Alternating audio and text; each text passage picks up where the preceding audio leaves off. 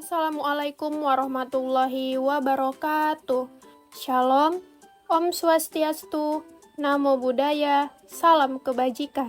Salam sejahtera bagi kita semua.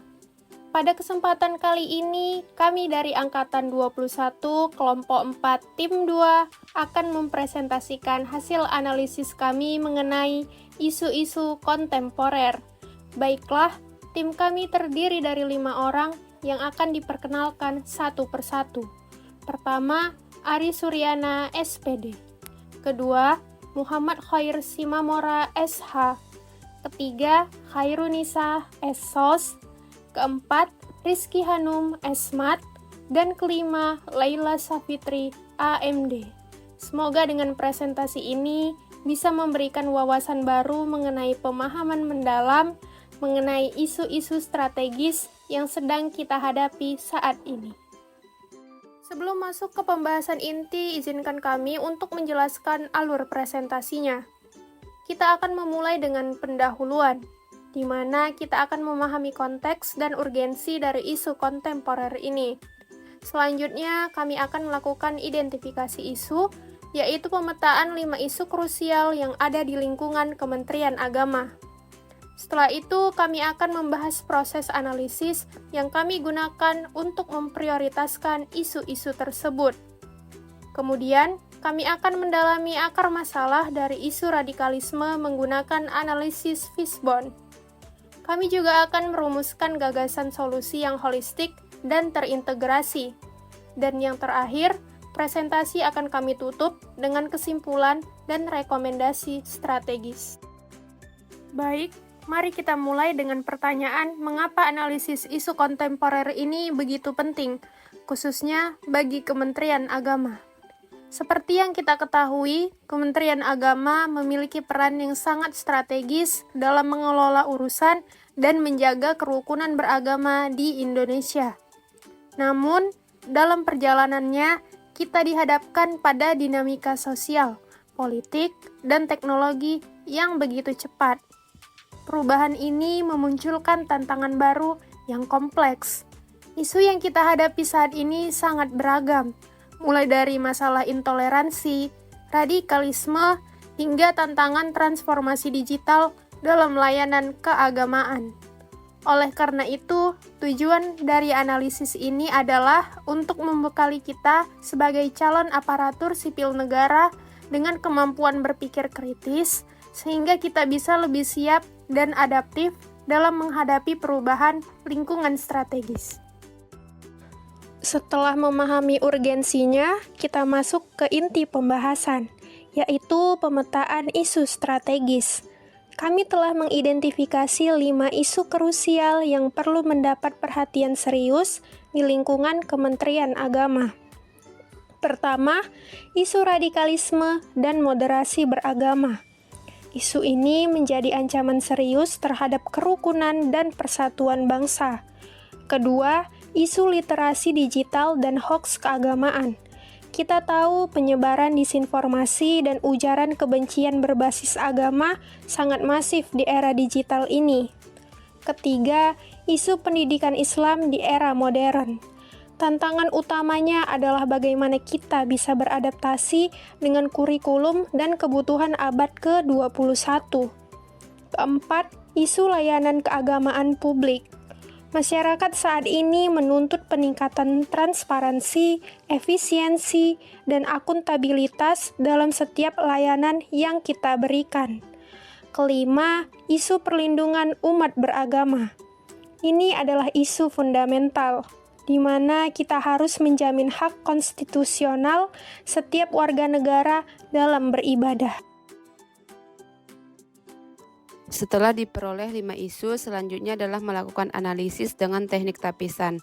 Teknik tapisan yang pertama adalah teknik tapisan AKPL atau aktual kehalayakan, problematik, dan kelayakan, yang bertujuan untuk memilih isu prioritas yang paling relevan untuk dianalisis dan ditindaklanjuti. Berdasarkan teknik tapisan ini diperoleh kesimpulan bahwa isu yang pertama yaitu radikalisme dan moderasi beragama mendapatkan total skor 12 sehingga isu paling prioritas karena menyangkut keamanan nasional dan keberlangsungan kerukunan umat. Isu yang kedua, literasi digital dan hoaks keagamaan mendapatkan total skor 11, sehingga sangat penting untuk ditangani mengingat dampak hoaks sangat cepat dan masif. Isu yang ketiga, perlindungan umat beragama mendapatkan total skor 11, penting sebagai upaya pencegahan konflik dan menjaga hak beragama setiap warga. Isu yang keempat, pendidikan Islam di era modern mendapatkan total skor 10 sebagai strategis untuk pembangunan jangka panjang melalui SDM unggul. Dan isu yang kelima adalah layanan keagamaan publik mendapatkan total skor 10 dan penting dalam meningkatkan kepuasan masyarakat meski sifatnya lebih administratif. Setelah dilakukan teknik AKPL, selanjutnya dilakukan penilaian isu scan untuk mengetahui gambaran awal mengenai isu-isu kontemporer di lingkungan Kementerian Agama. Dari isu scan ini akan dipilih 3 isu prioritas yang akan dilanjutkan untuk teknik selanjutnya. Dari teknik tapisan ini diperoleh kesimpulan bahwa ketiga isu yang paling prioritas adalah yang pertama adalah radikalisme dan moderasi beragama, yang kedua literasi digital dan hoaks keagamaan, serta yang ketiga perlindungan umat beragama. Ketiga isu ini dipilih berdasarkan nilai yang dilakukan pada analisis isu scan, sehingga dinilai ketiga isu ini memiliki dampak luas, sifatnya mendesak dan berpotensi besar mempengaruhi kerukunan serta stabilitas bangsa jika tidak segera dikelola dengan baik. Teknik selanjutnya adalah dengan penilaian USG. Teknik USG digunakan untuk menentukan isu paling penting dalam 3 pertimbangan. Yang pertama urgency, yang kedua seriousness, yang ketiga growth. Berdasarkan penapisan isu ini diperolehlah 1 isu prioritas utama, yaitu radikalisme dan moderasi beragama. Karena isu ini dianggap penting dan harus ditangani di Kementerian Agama karena menyangkut kerukunan umat, stabilitas nasional, serta masa depan bangsa.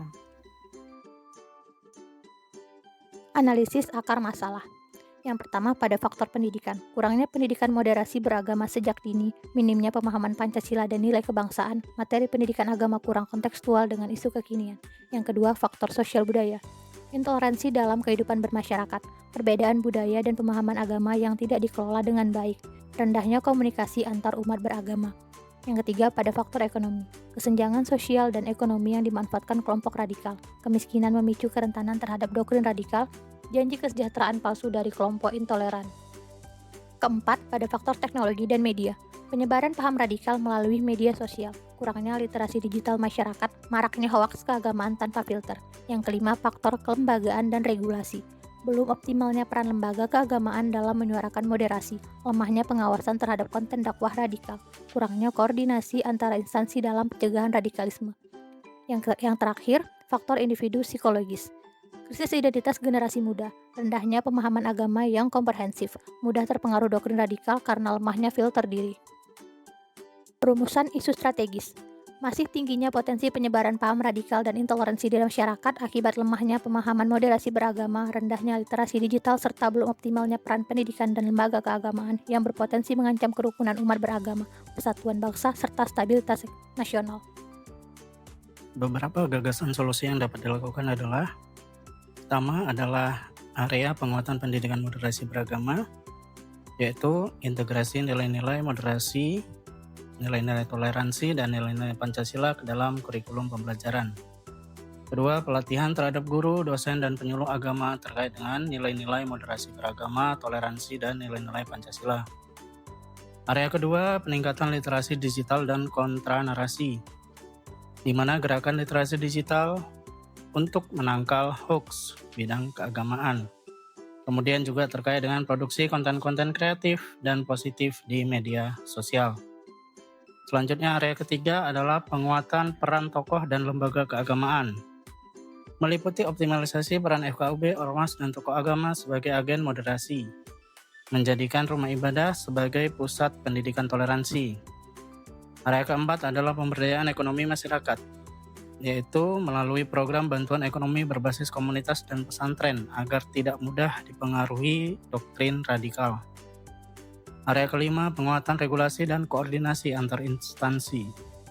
meliputi koordinasi lintas sektor, Kementerian Agama, BNPT, Polri, dan pemerintah daerah. Peningkatan pengawasan konten dakwah di ruang publik dan digital. Dan yang terakhir di area ke-6 adalah pembinaan psikologis dan identitas generasi muda. Meliputi program konseling untuk memperkuat identitas positif, menciptakan wadah ekspresi sehat, seperti kegiatan kesenian, olahraga, dan sebagainya. Rencana aksi jangka pendek 1 tahun. Sosialisasi masif moderasi beragama, pelatihan literasi digital bagi remaja dan tokoh agama, jangka menengah 2-3 tahun. Integrasi kurikulum moderasi beragama secara nasional, pembentukan forum kerukunan di seluruh daerah, jangka panjang lebih dari 5 tahun. Membudayakan moderasi beragama di masyarakat, terbentuknya ekosistem digital yang sehat dan bebas radikalisme. Kesimpulan dan rekomendasi. Isu radikalisme moderasi beragama adalah masalah strategis dan mendesak. Penyebabnya bersifat multidimensional sehingga solusinya harus holistik, kolaboratif, dan berkelanjutan. Rekomendasi utama: fokus pada pendidikan, literasi digital, penguatan peran tokoh agama sebagai garda terdepan, lakukan pemberdayaan ekonomi untuk mengurangi kerentanan masyarakat, perkuat regulasi dan koordinasi antar instansi untuk pencegahan yang efektif. Terima kasih.